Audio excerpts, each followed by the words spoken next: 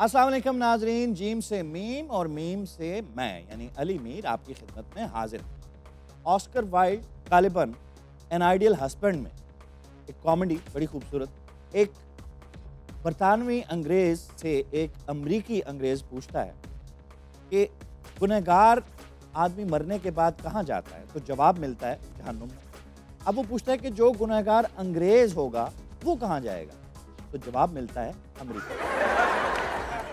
आपको याद होगा अनडिज़ायरेबल लोगों को अमेरिका सज़ा के तौर पे भेज दिया जाता है, यानी अमेरिका अंग्रेज़ों के लिए जहन्नुम है। इसी तरह जावेद अख्तर साहब ने भी फरमाया है, पाकिस्तान जाने से बेहतर मैं जहन्नुम जाना समझूं।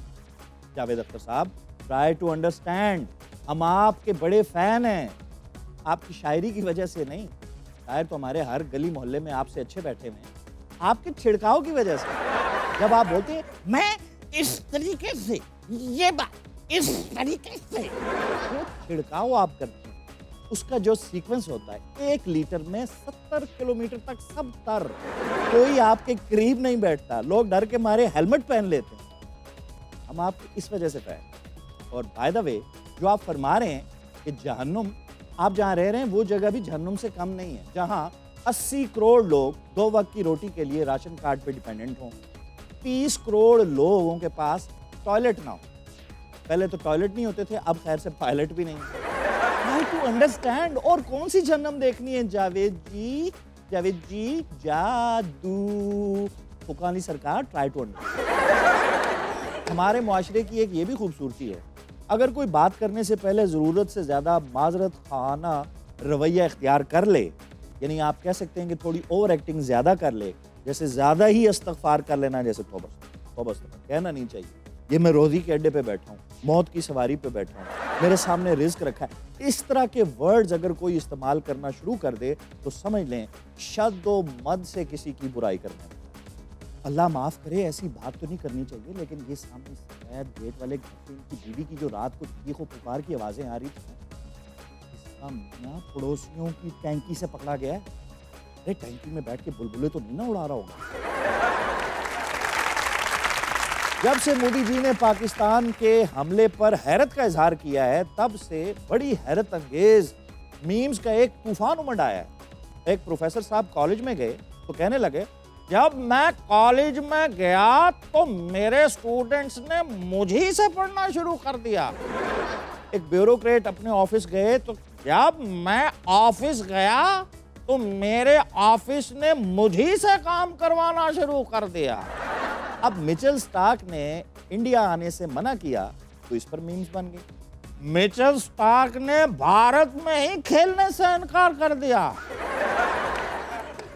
डेली व्लॉगिंग का सिलसिला फोन व्लॉगिंग से बहुत पहले शुरू हो गया था। इसके खालिक पाकिस्तान से ही हैं, आप उन्हें जानते भी हैं, पहचानते भी हैं, उनसे मोहब्बत भी करते हैं। ये हैं वो साहब, लोगों के घरों में घंटी बजा के डायरेक्ट बाथरूमों में बढ़ जाने का सिलसिला हमने शुरू किया। बगैर इजाजत के लोगों की फ्रिजें खोल के चिकड़ छोले निकाल के पूरे का पूरा घर चिकड़ो चिकड़ी करने का सिलसिला हमने शुरू किया। हम वेले बैठे हैं और लोग डॉलर छाप रहे हैं, क्या ये खुला तजाद नहीं है?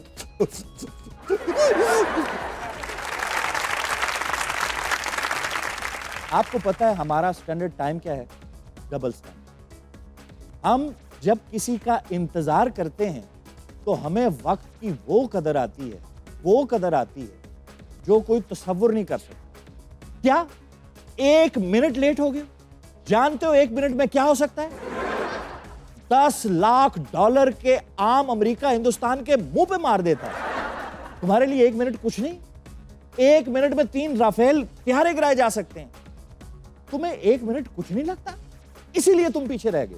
और जब हम खुद लेट हों तो वक्त को मोम की नाक बना लेते हैं, जैसे चाहें जहां चाहें मरोड़ लेते। आई एम सॉरी, सीधी अस्पताल से आ रही हूँ, अब्दाली साहब की दिल्ली का मिसकैरेज हो गया है, उसे अनअटेंडेड तो नहीं ना छोड़ सकते।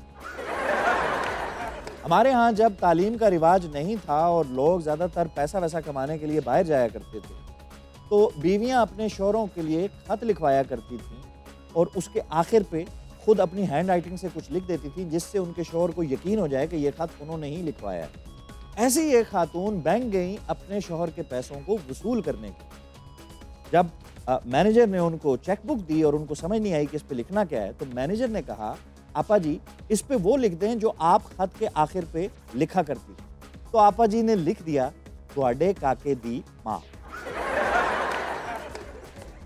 जब आप किसी चीज का जिक्र गला फाड़ फाड़ के करते हैं और बिला जरूरत करते हैं, तो एक वक्त आता है कि आपका गला, आपकी आवाज और दीगर वसाइल आपका साथ देना छोड़ देते हैं।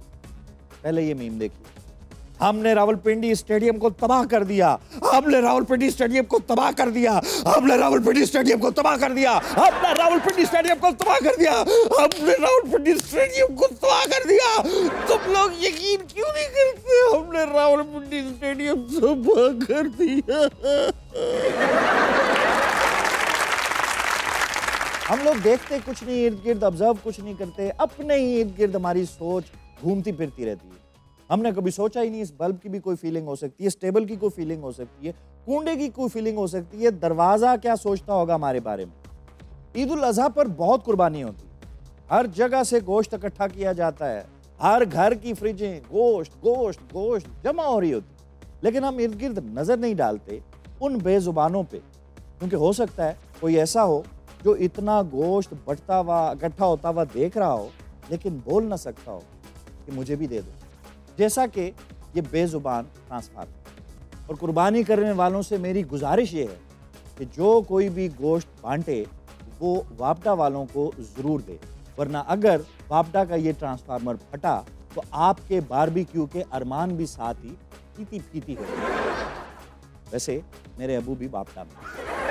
अमेरिका यूरोप में अगर किसी को कोई जुर्माना हो जाए तो उसे टिकट पे करना पड़ता है, जो बड़ा ही ज़रूरी है। अगर आप टाइम पे नहीं पे करेंगे तो फिर वो और बढ़ता जाएगा और बढ़ता जाएगा। सबसे ज़्यादा कीमती होता है कि वो आप दें और जान।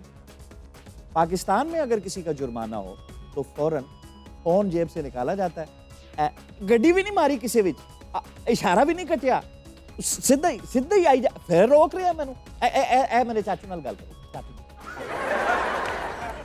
हमने भी ठान लिया है कि चालान नहीं देने, चाहे जो मर्जी हो। मैं ऐसे को भी जानता हूं जिस मोटरसाइकिल वाले की इतने चालान हुए कि उसको वो मोटरसाइकिल चालानों समेत बेच, इतने की मोटरसाइकिल नहीं थी जितने के चालान हो गए। इंसान को हमेशा बड़ा सोचना चाहिए। ये गलीज हरकत, इधर उठ, इस तरह छुप के ये चाय पीने वाला काम ये ना किया कर।